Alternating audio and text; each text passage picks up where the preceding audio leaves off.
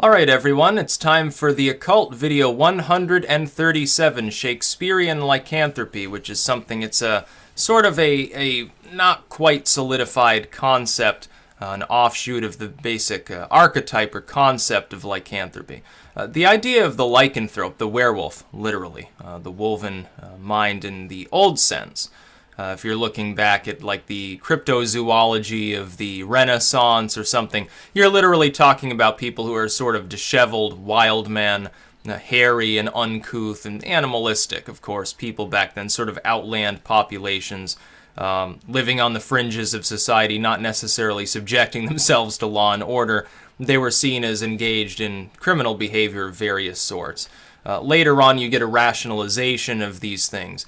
And usually they're boiled down to medical terms. Someone has literal lycanthropy in the medical sense. They're a lunatic, and so they're like unwashed and, covered in dirt, and they act like an animal or something. But there's also another way of framing the archetype of one who transforms themselves, and that's in the sense of method acting. And this is essentially where the primary propaganda of the world really comes from. We don't realize it on a day-to-day basis, but we all play act constantly. All the world is literally a stage in that Shakespearean sense. The truth of the matter is this. People take on roles all the time, sometimes unwillingly, and they pretend to be things that they're not constantly. They feel pressured to do so. Generally, people who are normal or sane feel pressured into being something that they're not. You'd think of someone who, on the weekends, they go out and they party, but, 5 days a week when they're at work, they're wearing a suit or something like that. They wear a suit and tie and sit by the water cooler and talk about football. Then, Friday night comes, they get hammered, and they're playing violent video games and pretending that they're blasting their coworkers or their boss or something like that. And that's the way that most Westerners live their lives. You even see this in less advanced cultures as well. People will act. Somebody will declare themselves to be a healer of sorts or something. They're giving people like bags of sand to remove cataracts or something like that. It happens all the time. It's an innate human nature to project to the world physically and mentally and verbally as well. Something that is not quite true. Now, the best outcome is that this is being done for some benevolent purpose, or at the very least for a mundane purpose. It doesn't hurt people. Politicians, though, propaganda ministers, aka pundits on the news, everybody else, all the people that you've probably wrongfully trusted throughout your life do this all the time. When somebody sits on the news, and they have the hair plug and the cap teeth, and they sit there and they talk very coherently about what's going on in the world. They're projecting an image to you of professionalism, but really, in their personal life, they could be a total drunken wife beater. They could be like all sorts of screwed up. They could be doing rails of coke before the show. You wouldn't know that, though. It's sort of like the Mr. Rogers effect. Now, Mr. Rogers, his own personality aside, of course, you could have someone who is very, very G-rated, very calm and sensible and so forth. They project themselves as very, very like family friendly. We've seen this with televangelists all the time. Like Ted Hager. He projects himself as the family friendly minister. Oh, well, we need morality, we need decency, don't do drugs, being gay is a sin. And of course it turns out he's hiring like a gay escort and having meth parties and stuff like that. It's a projected, play-acted image of something that the person is ultimately not. Now the key is this. Most people in the world have the projection forced upon them. They're forced. They feel compelled to be that which they're not. Everybody does it, whether they want to or not. But here, there are three classes of people that concern us. The vast majority of people in the world are projected upon. They're made what they are caused to play act as by others, by society's expectations, by a boss, by a teacher or a professor, by a government, something like that. So they dress a certain way, they talk a certain way, and when you challenge them on this, whether it's necessary and proper, whether it actually has any real degree of meaning, they actually will lash out at you. What they'll do is they'll say, oh, well, you dress the wrong way, you speak the wrong way, you have the wrong opinion, so it's actually you that's wrong. There's no critical thinking whatsoever. The second group of people is a little more sophisticated. That's where you get most of your televangelists and so forth.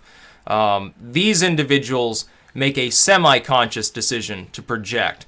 But they do so not out of strength, not out of a central awareness of the fact that they're doing it, so much as for self-serving purposes. This is also where you get your mundane, corrupt politicians, the corrupt judge, the warmonger, stuff like that. These people still project, they still play act, and they can do it fairly well. But they're doing so to cover up some central aspect of themselves that they don't want you to know about.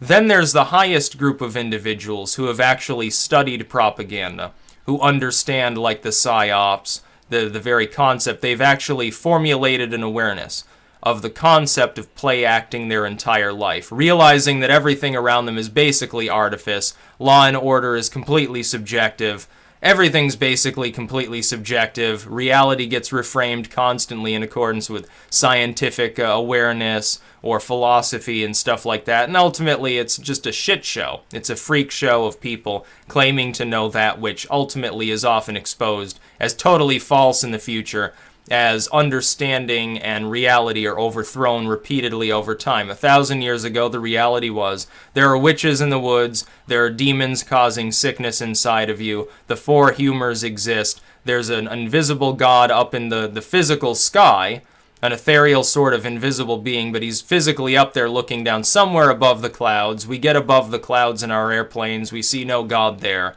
and so then we start rationalizing things. Reality constantly shifts to the point at which it's total artifice. If there's an objective truth, it's largely missing from any anthropogenic system that's ever been created. Shakespearean lycanthropy, then, in the semi-mystic sense, and it often overlaps with spirituality, is the sense and awareness of the fact that this actually goes on. Most people don't know about it. Most people who do, in that second category, most people who are capable of shifting themselves, they do so for very physical, very materialistic, often, reasons. That's where your corruption comes in. The very smallest class of individuals, though, understands that they can project an image of themselves onto the world. They can make it whatever the hell they want to. It's sort of like, there's a tale long ago. The Emperor of San Francisco, I believe it was called. A dude went nuts. He went gold mining, and he struck it rich. He then invested in, I believe, if I remember correctly, rice farming in Peru. Then there was a famine, and he lost everything. He sort of went a little bit nutty in the head. He came back to San Francisco and started calling himself the Emperor. He declared himself the leader of that region. And he play-acted it well enough, despite being kind of mentally unbalanced, so that people just passively accepted it. They said, oh, that's rather funny. But here's the secret. At first they thought it was a joke. They thought, oh, look at this funny dude. He's kind of old, washed up, he's crazy. Let's just deal with him. He's a little bit nuts. If he asks you for a buck, give him a buck. If he wants to eat for free, just let him eat. He's funny. He'll crack jokes and he'll say all these crazy things. And it's not reality, it's fakery. They understood that at the time. Over time, though, he actually gained significant influence within the region, to the point at which he would collect a tax on people. They would pay it. They gave him free money simply because they thought he was nuts. He would ask them for 5 cents a year. They didn't care. They'd give him the 5 cents. He had bridges built. He had roads plowed up. He declared himself the leader of this region, and people came to accept it because he was so good at play acting the fact that he was in charge. He didn't have any mandate to do so. He didn't have an army. He didn't have a powerful group of corrupt friends backing some political campaign. He just declared himself to be the leader. And he started, he wore some regalia and he held his head high. He projected an image on people. And he may have been doing this out of insanity, or may have been aware of what he was doing and just pretended to be sort of the old, the gold bum who burned out and lost everything in some Victorian adventures, and then came back and was pretending to be disheveled or something like that. It doesn't really matter, though. It worked. It changed people's reality. They came to call him Sir or Lord or Emperor. They actually gave him those honorary titles willingly. They gave it to him voluntarily, and he was nuts. Now just think of somebody who's totally aware of what they're doing and what they're capable of. All the great kings that have ever reigned throughout time have done this. All the greatest leaders of all times in humanity have simply projected an image. They even reflect this in architecture. You look at the walls of the Byzantine Empire that they built around their capital, of course, when it was Constantinople. It wasn't so much that the walls were incapable of being undermined. A concerted effort, of course, eventually laid them low when somebody else with an even bigger ego came along to fire cannonballs at them. Essentially, back then, by the way, they were firing enormous boulders at the walls and they couldn't be repaired fast enough. It's not that it was incapable of being done, it's the imposing psychological trauma that it causes in any opposing army. Here you have 100,000, what was it, Huns or Mongols or whatever was invading at the time. They come to the walls. It was just after an earthquake they actually managed to rebuild them stronger than they were before in the span of a few weeks, which is magnificent. They did this by manipulating people psychologically into competing to see who could rebuild it the fastest. It's remarkable, and this was some emperor that was like crowned when he was a little kid, and at first just relied on his advisors, and it was like the most brilliant move ever made by the Byzantines. They show up, and despite the fact that they technically have the manpower to underwhelm the walls and besiege the city, they decide it's not even worth the effort. They take one look at the walls, they're like, fuck it, they leave. And so their empire for a while is saved and, of course, slides off into irrelevance. If you are aware of the fact that all is artifice, number one, and you're aware of the fact that you can manipulate the way people perceive you by the way you speak, by the way you dress, by what you do constantly, and you're fully aware of yourself in so doing, you can be literally whatever you want. It can't transcend physical reality. Like, you can't say, oh, I'm a powerful psychic, I can levitate and fly and stuff. That gets into the realm of kooky stuff. No, you're not going to start randomly levitating because you declare it to be so. But you can give yourself any sort of honorary situation you want, and a lot of people, because they have no idea of this self-awareness, they have no idea of transformation and lycanthropy in the archetypal sense, they'll accept it. You can say, I'm the ruler of the world. I'm the leader of the Vermilion Council of Grey Aliens, or something like that. There will be people who will accept that. They'll accept your claim to be a prophet, to be a seer. They'll even ignore it when you're wrong. They'll accept your claim to be some great war leader, or a king, or something like that. And right now, it happens even more readily because the world is so lacking in authentic and skilled leadership because so many corrupt sort of second-tier individuals are leading things that they'll even more readily follow anyone who comes along and says, yeah, I have some great grand idea, I'm some great grand person. Here's where you get your like upstart cult members and say, why do you think cult members are suppressed? It's because some of them have developed that sort of third level of leadership capability, that charisma that we haven't really seen much in modern times. There are very few truly skilled politicians in the world. There are few truly skilled generals in the world today. They rely on brute force and technological superiority without the psychological factor necessarily being there. These heads of intelligence agencies are much more likely to fit into that third category than anybody within government. The people in government are slaves to their own materiality. Their own materialism. These people, they have their wild sex parties, they do drugs, and they party and drink and do all of these other things. They're actually slaves. The fact that they're kind of self-aware only gives them a slight advantage over the general population. They realize they can get away with murder, essentially.